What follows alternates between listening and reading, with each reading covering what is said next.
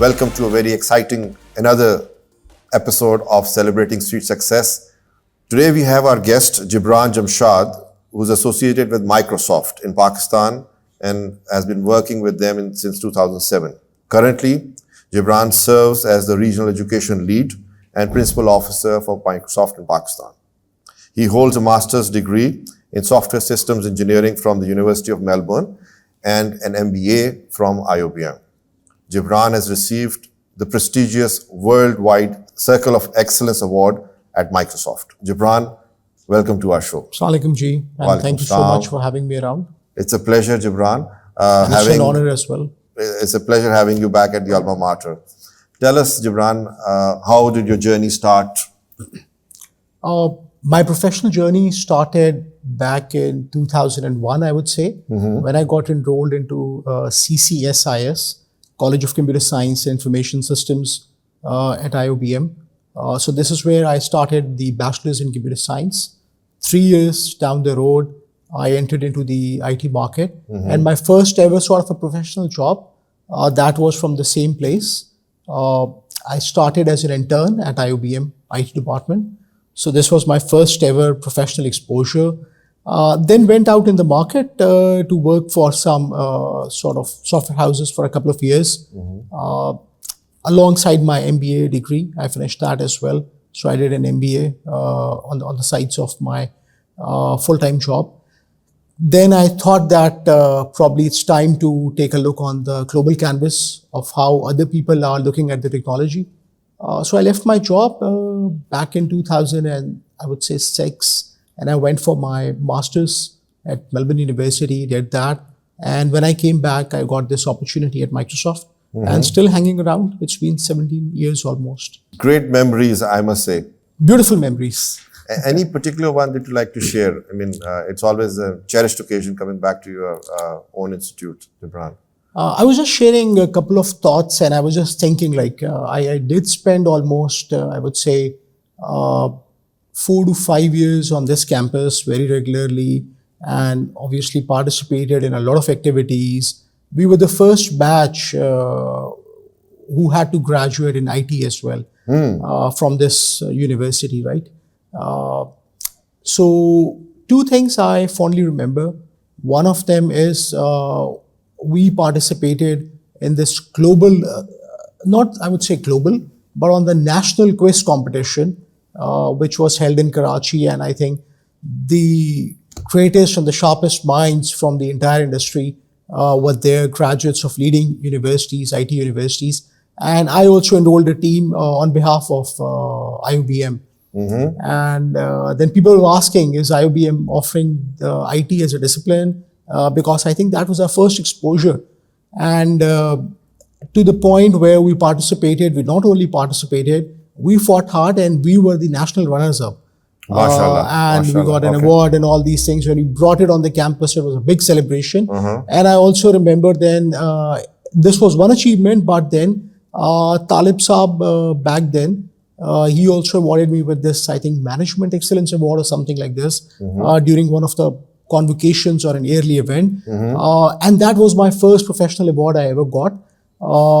And those were the days, guys, when we didn't used to have these smartphones and all these things. So somebody took a picture and got it framed for me. It was like a big moment for me. And this picture is today still hanging in my living room with Talib Saab. This is what defines you as a person, which, I mean, so early once you're poised for success. And I mean, it's very interesting to know your first job was also at IoBM. Yes, I don't think so. A lot of people know today. But yes, I think the first job was at IoBM, and there was a big focus even back then on the IT thing. Right. And we were developing softwares and things. So I learned how the IT life cycle works in an academic institution. And I also contributed via coding on this. There was a software was developed for the library of IoBM back then. Yeah, so I was one of the people who worked on that. MashaAllah, MashaAllah. And as a student, how was your, how was your journey? The start was quite turbulent. So when I reached almost half of my degree, the bachelor's degree, I was struggling to find my way out. But then there were people around who really saw this potential and pushed me hard and were there in those tough times. And then the other last 3 semesters, and it used to be a 6 semesters degree back then. The last 3 semesters were like really eventful, to a point I got the merit scholarship as well. The point is, if you are even struggling in the first half of the game, but you can change the entire play in the second half. Wonderful. And your career milestones at Microsoft? So getting hired at a very early stage of my career was something I think which was, I would say, I would also consider this as a milestone because it's a company, it's the most valuable company in the world, one of the top innovator companies across the planet. And Microsoft is always looking for the great talent, hiring the best people in the industry. Oh, yes. And if you're part of that cohort, I think you're very lucky. And I feel very blessed, to be honest. So spending 5 years and then moving into a full-time slot and getting a much bigger role in 2012. And then I moved to some of the exciting and big projects happening in Pakistan back then. I relocated from Karachi to Islamabad for those projects as well. With telecom sector, with defense sector predominantly, in education sector. So I think it was a big sort of a rubber stamp on the career that yes, I've taken that flight. But then in 2014, the one you mentioned in the intro, this Platinum Club is a top award at Microsoft, and every year only a few handpicked people are awarded based upon their different criteria to it. So back in 2014, I got this award, and I was the first one from Microsoft Pakistan who ever got this award. So this is, I think, one of the biggest achievements I had. But then after that, I got many of the awards and industry recognitions and all of this. But the last thing is that when we were hit with the COVID, and we started this drive from the platform of Microsoft that we would help learners engage with the digital tools while schools and universities are shut, and we would bring these tools and we would engage people in remote learning. Any great memories from the time that, any instructor who's passed on some words of wisdom? There are different people who played the role. Obviously, the Kareem family, obviously they laid a very strong foundation in a very conducive environment. It goes without saying. But when you're very specifically asking for instructors, so 4 people are there on top of my head, and they will always be there. So we used to have Sir Toha Menai, who was teaching us operating system. And until that point, I was not seen as somebody who has this kind of a passion for IT and who knows about things. But during one of the classes, I think, when we were engaged, and he asked a very tough question, and I was able to answer that, and he just asked everybody to clap for me, and he was just taking me out everywhere and telling this is a guy. To be honest, I had no idea that I had this kind of the knowledge bank or this passion within myself. He was the first one who brought it on the surface. The talent spotter. He was a talent spotter. You very rightly put it together. But 3 more people.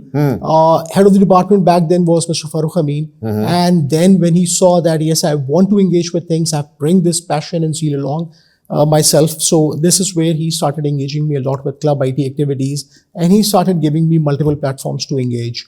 The third person I would say was Sir Yasir Abbasi. He was very helpful during my internship, and he taught me how to code actually.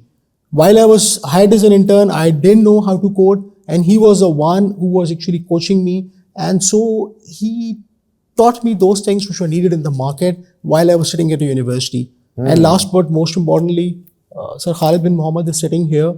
I have taken multiple subjects from him. I think 3 to 4 subjects back in my BCS. And once I graduated, and I started hitting that surface and joined Microsoft and all of this, since that and till today, he has been a big supporter, and he is putting a lot of good advocacy, and he always tells people, I'm very much proud of my student and all these things. Even today, while I was driving to this campus, he sent me a very nice motivational message. And to be honest, coming this from a teacher who has been teaching you and these kind of things, it's just nothing less than an honor. It takes you to a different level. I mean, someone is rooting behind you. Yes. Someone is there. You can always confide in them. That mentorship. I mean, that's what we look forward to, right? As a leader, as someone who's kind of, driving innovation. You need allyship wherever you go. You need this kind of a culture, which actually the people who are rooting for you, as you said, and people who are your allies, and people who want to bring the best out of you. Yeah. You need those people around you. We are looking at a very tough situation for the entire country. And I think it couldn't get more tougher if we talk about upscaling digitally. Education, I mean, we've heard you, Jibran, mashallah, speaking at different forums. What's your take on business today? Technology is having a very massive impact on the overall society and economy. And it's due time for all businesses to adopt technology and transform themselves if they want to stay relevant to the current market. So the way future looks like is that every company is going to be a software company. Every company is going to be a digital company. And then there is no exception to it. The sooner you realize this and you embark yourself on the journey of digital transformation, this is where I think you will start reaping the benefits out soon. If you look at neighboring markets and the mature markets, there's a lot of push and a lot of focus on the adoption of digital tools and technologies. Whether you're talking about education, healthcare, you're talking about tourism, you're talking about banking industry, travel, hospitality, whatever you talk about, digital has a big role to play. And because we are sitting in fourth industrial revolution, and now we are moving to fifth industrial revolution. And the backbone of fourth industrial revolution was the digital technologies. And the backbone of fifth industrial revolution is that how these digital technologies and humans would work in a harmonized way. I think everybody sitting in the room must be reading a lot about artificial intelligence, right? Right. And this is where we are seeing there's a big shift coming in the job market, in the businesses, in our daily lives because of a certain technology. And then there is going to be a certain economic impact coming out of it, right? Right. What World Economic Forum and other analysts, they are predicting is that 80% of the jobs which exist today, in a couple of years down the road, they will be lost to automation. Almost there are like 80 million jobs which will be lost to automation. But on the other hand, there'll be like 100 million new jobs and dozens of new careers will be invented. And this is where I think there's an opportunity for us. So we are saying that artificial intelligence will bring more jobs to the market. But then on the other hand, it will deplete the existing jobs which could be automated. There's a customer support agent sitting in and you build up a chatbot. This chatbot is able to do a work of 100 customer support agents. And it will work non-stop, 24/7. 24/7 and will not make a mistake. It does not need breaks and all these things. So I think one has to take charge of their career wherever you are. Right. People like us who are into the mid of their careers or at the top level, people who have graduated a few years ago, people who are about to graduate, I think this is impacting everybody. And this is where the concept of lifelong learning comes into an action. So learning never stops. It's not that I've done 2 degrees, 3 degrees, and I'm sorted for life. No. If you ask me, every week I'm doing one certification or another just to remain relevant to the market, to the industry. And I think the onus lies on all of us to take charge of our learning journey, roadmap, and the careers. And I think this is something which will pay you off. Digital skills are not only bound for people who are vested in having their careers out in IT. Right. But if you are a doctor, you are a media person, you are a finance professional, whoever you are, digital skill will have a very solid impact on your workforce, or your economy, on your society, on everything. And this is where what we as Microsoft, and LinkedIn is also part of Microsoft, what we have done, we have created numerous courses and certifications. There are tech courses and tech certifications out there. Right. But for people who are into business domains and who are not into the technology industry, they still need to have an understanding of things like, for example, cloud computing, artificial intelligence, cybersecurity, sustainability, digital marketing, and all these kind of things. One needs to have basic understanding. And this is where there are a lot of essential courses which are there. So even people like myself who are there in the technology industry for last 20 years, they still go and do those essential courses. And even if you don't have any background to IT, you can go and you can opt for it. And the best part is nobody is asking any money from you. Nobody, you don't have to go to a certain university. You don't. It's like learning at your own pace, anywhere, anytime. So I think you must try two things out: LinkedIn Learning and Microsoft Learn. These are two great resources for everybody to take charge of their learning roadmap. Are people utilizing it that much, Jibran? I have to be very candid, right? We're spreading the message and awareness, but I think the adoption, and when I'm talking about Pakistan, it still needs to be improved a lot. And I think the adoption would only come when, so I don't know if you've gone through this concept of change management, right? In change management, there is like this a very famous model called ATKAR model. Eight steps, ATKAR model, yes. So ATKAR model is awareness, desire, knowledge, ability, reinforcement. And a person like myself or yourself can just create an awareness. But if that desire is not there, then you cannot attain knowledge. So I think desire really is dependent upon an individual. And as they say, that will is more important than the skill. So I think that will and desire, very interesting. it looks like it's missing, and I think it needs to be back in the game. Tech for the techies, right? That is something that we've all learned today. So that's LinkedIn Learning and Microsoft Learning. But more importantly, Jibran, I think the challenge that we have, sixth most populous country, Pakistan, we are definitely not up there. And that's where, I think one of the biggest countries mandate, we got around 25 million kids out of school?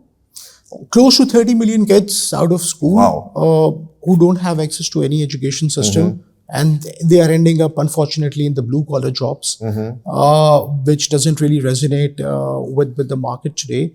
And on the other hand, you're a populous country, and the only thing where you have this kind of a bulge or surplus is your youth.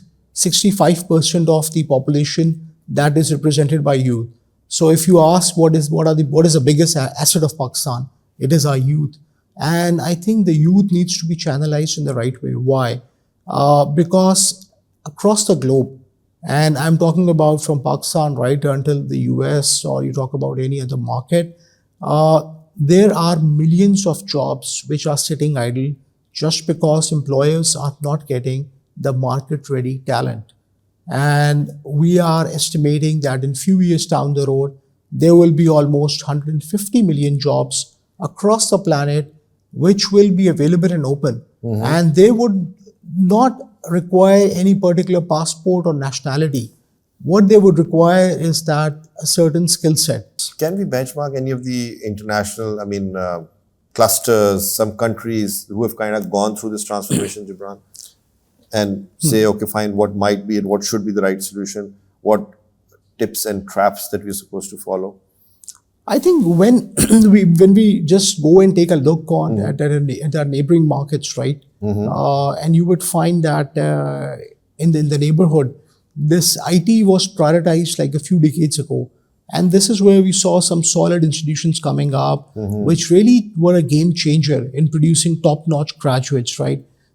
So I think we need much more better institutions and universities, and then I think global perception also matters a lot because eventually, when you go back into the market, you are evaluated on multiple areas, right?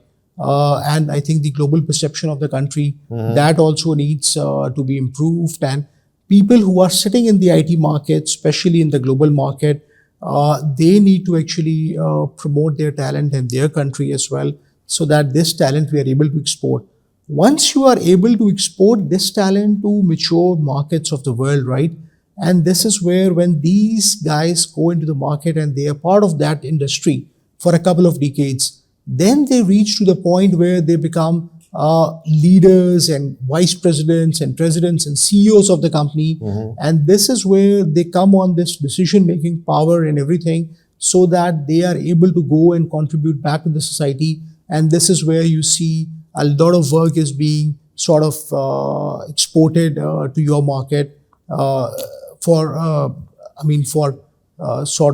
getting it done and all these Through things. the right networks. I Yeah. totally agree with you, and I get that. There is a very strong cluster of a certain mindset which is there. Problem solvers were there 20 years back, and now they've kind of developed into the leaders. I think something similar to what we are also trying to showcase through our alumni platform. And then the change never comes overnight. Yes. You cannot say that I started this thing and probably in 6 months I would become a tech giant in the world. Yes. I don't think so. It's happening anytime soon. But if you have taken the right start, you go and you build, and you should just evaluate yourself. Where were you like 6 months ago? You should be ahead where you were like 6 months or 1 year ago. And I think in a couple of decades down the road, we would become that kind of a tech economy as well.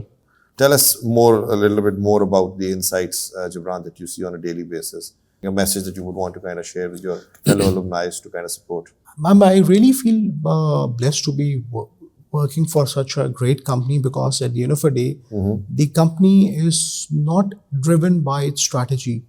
Unlike many companies, it's driven by its culture. And there's a great deal which you get when you join Microsoft in the context of the cultural aspects, where we have got this kind of a notion of respect, integrity, and accountability, which is built into the culture at Microsoft. This is one. The second is there are other cultural aspects as well. There's a big push in the company, and there's a big focus on the learning and development of the talent. So when I get engaged with my manager on weekly basis, I think her focus is more towards my career roadmap and my learning and my development, rather than on the business aspects. Business aspects are very important, right? But I think, as they say, you build people and then people build the business. You never build the business yourself as a CEO. That's so smart, you have to invest in the people, and then people will drive and build the business. So our culture is really poised towards learning and development. This is one aspect. And on the other hand, innovation is something which is really encouraged. So as they say in Microsoft, it's very famous, fail fast and move forward. So you take the risk, you try to do innovative things. It's okay if you fail. You are in a safe environment, you are in a guarded environment, and then you quickly move forward. You don't have to get stuck with your failure. And this is where I think we keep on doing and finding new things, because this culture of innovation and risk taking is very, very encouraged. And then the last part is the culture is also very inclusive and empowering. So you're fully empowered to execute things the way you want, within certain spectrum and guidelines, obviously. For sure. And once I get this autonomy and empowerment and safe environment, and a very conducive environment, this is where I think you go and you play big shots in the market, and you try to do things which are unprecedented, which were never done, because you understand your company is backing you up, and they've got such a nice culture, and they're not looking for any short-term gains. The idea is to, and then when we go in the education market, we go with this charter that we have to empower every student on the planet to achieve more. We are not going with the charter to sell a certain product or get people certified. We're just going there to empower people. Very good. This empowerment could mean really very, very different for different people. Yes. Imagine kids who are facing accessibility challenges, right? You're working on those accessibility and inclusion tools for them. Right. Or for the climate, we're working a lot on the sustainability initiatives. We are working on people's career and sort of learning roadmaps. So empowerment means has a different context in different scenarios. This is something which I really love about the culture at Microsoft. So, I mean, that kind of holds it a statement that, where Microsoft was, 5 years back, 3 years back is not one 10 of the, years ago. Yep. Yeah, one of the top organization in terms of innovation, the brand value, and with the current leadership, your CEO, global CEO, and I mean, Yes. even what you're saying right now, if it's being practiced, that's so enriching, to think about it's actually happening in Pakistan, a true multinational who's focusing on not only developing that, but bringing their own best practices in Pakistan. Now, is that something, and it's a challenging question, that comes to us naturally in Pakistanis? I think there is no straightforward answer, to be honest, right? And at times you need to do a lot of spade work before you get that kind of the level playing field to execute something. Right. And this is where I think I am a big supporter that curriculum reforms and transformation needs to happen. This needs to happen on a grassroots layer, because once I graduate and then I get to know about things which I should have gotten to know in the school life, Right. it takes then a lot of time and effort to bridge that gap. I'll give you a few quick examples, and I tell there's a very great content on digital literacy which should be taught in schools. Right. So when people come out of schools, they should understand how the cyber world operates, privacy and security and all these kind of things. They are a daily challenge. We see a lot of polarization on social media and here and there. So there's a very fantastic content which is there on digital citizenship, that how you should act responsible and smart while you're using social media, and how you engage with other people online. I mean, these are the things, basic literacy components, which now should be included as part of the curriculum in schools, so that when people come out of these schools and universities, they are at a certain layer, and when they are when they compete on the global landscape, they are no different from anyone else. So I'm a big supporter of these curriculum reforms and transformation across the country. There is definite resistance to change. That's one in the education sector, right? Why would we want to, and how would we be able to do? I think the how is a bigger challenge. The why is really getting there, right? I think that's my take on the subject. I mean, a lot of people are saying the same stuff, right? But the how is extremely difficult for them to digest. Yes. You know? I think how part is very difficult because it is the work which you need to do on the foundation. Oh, yes. Which is not on the optics and cosmetics and PR announcements and things which could have an impact overnight. So at times I've seen people going for short-term goals which should bring those benefits within 6 months or 1 year down the road. But this how of really changing the entire landscape, I think this is going to be a tough one, and this is where we need to have this kind of a national consensus in place, that if we really have to change, because like saying that, I mean, it cannot be an add-on approach that, okay, we are doing one course on coding and one course on robotics and then one course on social media training and all of this. No. It has to be built in year over year. Just like you're getting these skills of English and maths and geography and history, you should also get these digital literacy skills and the skills of 21st century. So there are many, many vital skills in 21st century. Communication, collaboration, knowledge construction, critical thinking, and citizenship, and then the list of C's go on and on. And I think those skills are needed to be inculcated back into the classroom. Because once it's done and sorted, then you don't have to do these tweakings, which we try to do in the society, try to offer short courses and all these things. I don't think so there's going to be a need for that. The Higher Education Commission, the education departments, have they recognized this? They're, saying that, okay, fine, these are things that we would want to structure, or are they still kind of I think recognition is there. I've read many charters and many sort of plans. I've been part of it. They are part of the plans. The work has started. It's happening in pockets, maybe on 100 schools and 10 universities and here and there. It's part of the policy. But the national rollout, there are two things, right? We are always short on budgets, and I think this is where it needs ample amount of resources. A lot of resources are needed on a national rollout. You're talking about like 260 universities in a country. You're talking about hundreds and thousands of schools, and I would say 70, 80 million kids going to these schools and 30 million kids sitting outside the schools. So imagine the problem is much bigger to be solved. For last many years, we are saying that there were 20 million kids outside the school, and now in last 10 years, there are 30 million kids who are sitting outside the school. And if people ask me what could be the way around, and I said digital intervention is what is needed. You cannot have a brick and mortar approach to build the schools. By the time you will build schools for those 10 million kids, there will be 50 million more kids outside the formal education system, and these kids would be at our age. They'll lose their lifetime opportunity.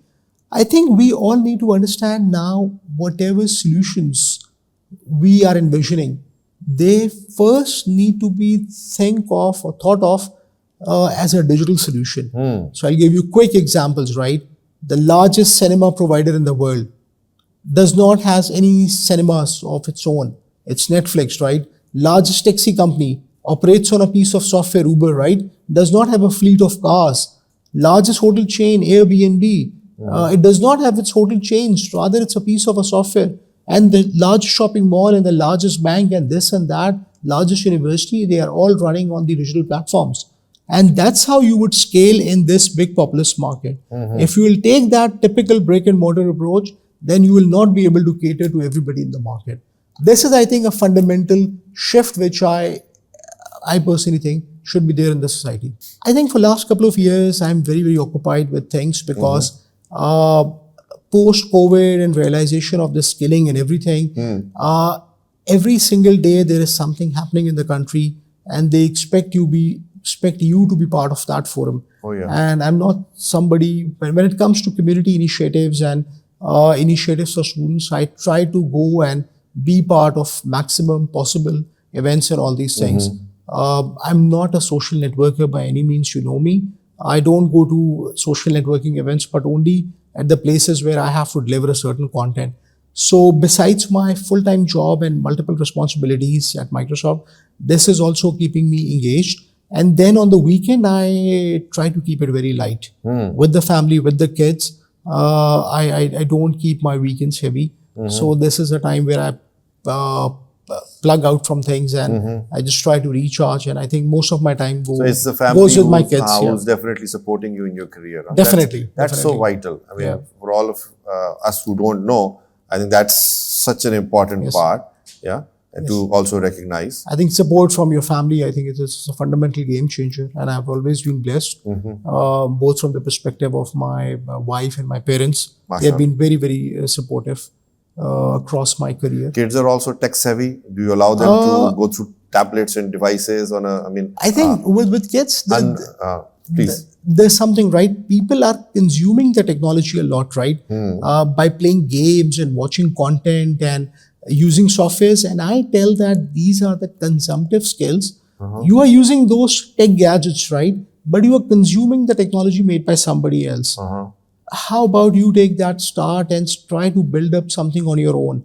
And with this, I've got 3 boys and a daughter. So my boys are on the consumption side of things, but my daughter, when she was 11 years old, she was using all those sort of media tools, the ones these guys are using in the back office. And obviously these tools are not coming from Microsoft, or I haven't worked on these tools, but it was her own passion, like video editing and these photoshopping and all these things. So Filmora and Photoshop and Premiere Pro, these kind of tools she has been using, and she is doing some good work. And I think her visit is due to this place because this is kind of a place she would get excited. So she's still 13, but I think she is on that sort of productive digital skills part. And what about your team? You've got a big team working with you, Jibran? And the team I work with, this is scattered across the region because I am a resource of the Central Europe headquarters, and the team is scattered across 20 countries, and I have to work with them. And this is where I think we work with very diverse teams, and I learn a lot about people, culture, and countries. I go, I visit, and I work with them.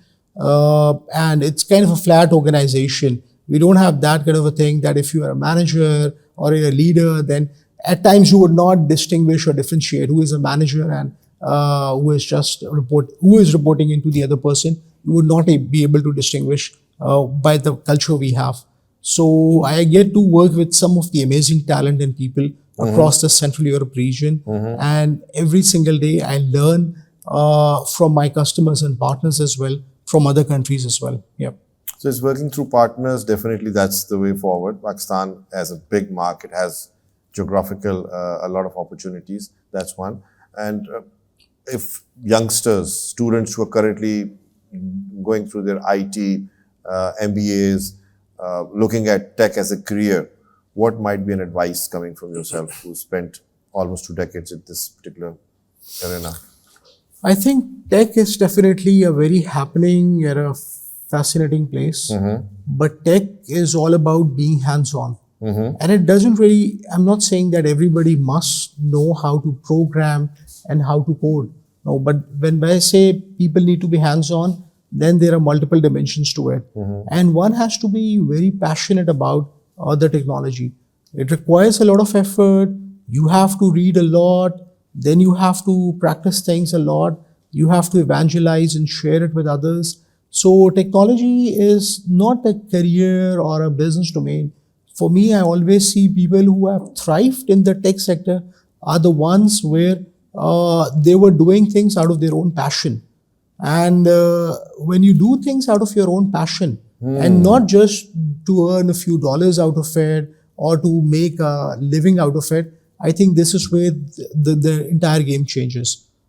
150 million new tech jobs coming to the world across disciplines, business intelligence, data, AI, cybersecurity, cloud computing, augmented reality, virtual reality, these media-related professional tools, social media marketing, digital marketing, and the list of these top skills and careers are already published by LinkedIn, blockchains of the world. And I think one just need to see where you align better and where you are more passionate. And then you pick up one of those emerging careers and you will have a way forward. This is for sure. Gaming or cybersecurity? Cybersecurity. Your thoughts? And then cybersecurity is one of the biggest problems we are tackling. And you know, it's such a big white space. You will be amazed to find out that in a market like US, which is a huge IT market, there are only 1 million cybersecurity professionals which are there working in this market. And is this number a big number or a small number? It is a small number. Why? Because 1 million cybersecurity professionals are working and there are 300,000 jobs in the US around cybersecurity which are not filled today. So imagine you are going to play a baseball match and you have got, you need to have 9 people on the team and you just have got 6 people on the team and other 3 are missing. And across the world, there are like 3.5 million jobs in the cybersecurity field which are missing. There are only 24% women which have made their careers in cybersecurity. So it needs more diversity, it needs more talent. And today it's a big challenge to protect information. And cybersecurity is not an issue where somebody would just come and hack my phone. It starts from on the personal level where I get a phishing email or a scam email or a message, something like this, to a point where one nation is launching a cyber attack on another nation and we are into the 5th generation warfare. And right from this living room to the boardroom to the national security parameters, I think cybersecurity is a very happening space. And the more we'll grow digitally, the more need for cybersecurity would evolve.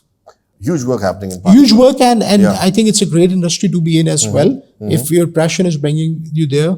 But 2 things where I'm learning a lot is, one is AI and cybersecurity, and I see a big white space in the gap in the market. So if I have to pick between gaming and cybersecurity, for me it would be cybersecurity, but I think it would vary from one person to another as well. Interestingly, you brought AI to the topic. So, AI, a friend or a foe?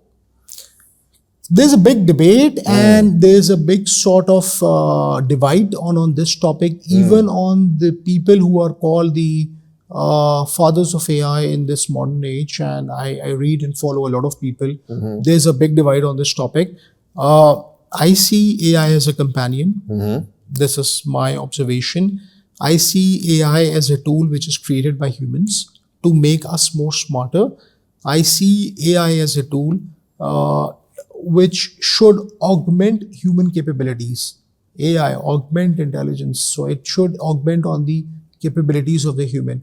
But on the other hand, this tool or this technology could be used in lethal ways as well. And this is where we keep on telling the community and the developers and everyone that there has to be a responsible use of AI. There has to be a framework around that. So it should guard people from any biases. It should be very transparent. It should be very accountable. It should secure things around. It should be very reliable. And this is where I think AI must be implemented in a responsible way. But I certainly see a role of AI in shaping up our society. We now take you to our Sweet Success Sweetener round. This rapid fire thing. Something like that. Okay. We'll put you to the test today, and we would want to take your feedback on the following 10 to 11 points. Okay. And see what comes to your mind first. Data. Data is the new oil. Artificial intelligence. Artificial intelligence is the new backbone. It's the new electricity for the society and economy. Just like everything, if I just remove electricity from this room, I think the show gets halt. Everything, literally everything.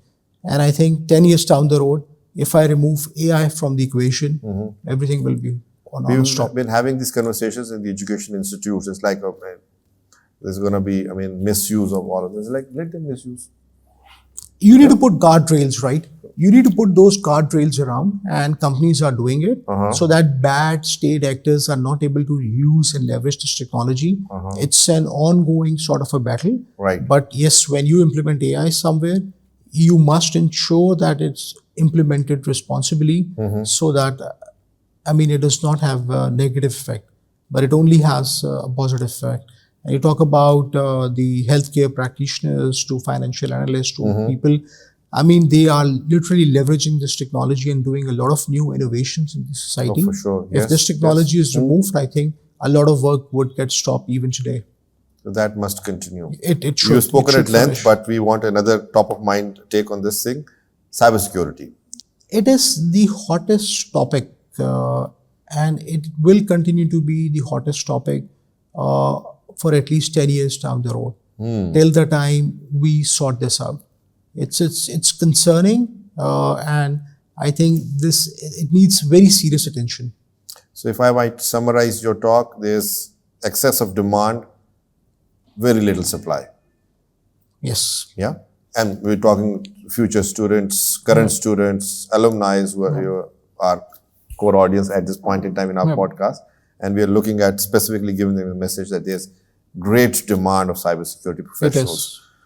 Future ready. Skills. One need to have future ready skills. Doesn't really matter which career stage, which age bracket you are at, you need to have future ready skills. Digital literacy. A fundamental skill for every single person, every single citizen on the planet. Creativity. I find one of our partners, OpenAI, the company behind this ChatGPT and these models, I think they're doing some amazing and the most creative work on the planet. They come to my mind. Just by showcasing that, they've kind of, won the entire world. Yes. Less than months, and less than a year. And there's a new model which came last week, was like Sora, S-O-R-A, where you give the text to that model and it generates videos for you. Excellence. Microsoft CEO, Mr. Satya Nadella. Upskilling. Should be the number one priority for anybody who is in the workforce today. And this is kind of a message which I want to reinforce for fellow alumni and anybody who is a part of the industry, that learning should not stop. And learning is a lifelong sort of a topic. We've already spoken on this one, but I want to reiterate on this one like a broken record, that the only differentiator between you and a better version of yourself would be how much time you've invested in your upskilling. And that is one of the concluding points and remarks, and I think that brings the entire gist of our conversations to the top. What one message would you want to share, Jibran, as a leader who's leading, teams? What might be the challenges? That's how we say that. It's the captain who's going to lead the team into that victory. When you lead from front and you lead by an example. This is what I try to practice, that I don't preach things to people which I don't do myself. If I am telling them to be more courageous, to be more risk averse, to be more innovative, to think outside the box, to take new challenges, and I have to be a model of that. So in leadership, I think the first element is you serve as a model, then you coach, that model to people, and then you should showcase a lot of care and empathy and compassion for the people who are executing this. But just like giving pep talks to people or coaching people without the leader is in the field, so you would find me with the sleeves rolled up across the week, and I'm in the field, which probably I'm not supposed to do, but I'm doing, and I'm trying to showcase to my teams and to the people around that this is how you lead things from the front. And I think that's such an important tip to all the alumni that are out there. Networking was something which we were not doing that significantly. Yep. Yeah. Something as an alumni council member, Jibran has always been a strong advocate of collaboration. Yes. Our current platform that we have done, Celebrating Street Success, not only brings that to the front. And it is turning out to be a game changer. So when you send this email, right, for this podcast today, a lot of people actually sent me that email, forwarded me, and they said, we take a lot of pride. You used to be a friend. We used to be in the same class, same batch, and all of this. I think now you are using these digital tools and you are scaling up and you are trying to reach all alumni. And I'm sure this is just the start of this kind of a podcast series. And more successful people and better people would come in and they would share the thoughts. And this is where I think we're leveraging the right technology. What we are telling people, we are doing this in-house. It's all about technology. It's all about collaboration. It's all about excelling at what we do. I think Absolutely. In the Institute of Business Management, what we have concluded today, and we are so proud of our alumnus' achievement. We wish you the very best. We know you are someone who loves to come back to the Institute on a regular basis, but we would want to see more of you coming back and kind of advocating and supporting us in trying to achieve what we are pushing in for. Thank you so much. Thank you so much, and it was a real honor to be here. Thank you once again. Our pleasure. Thank you so much.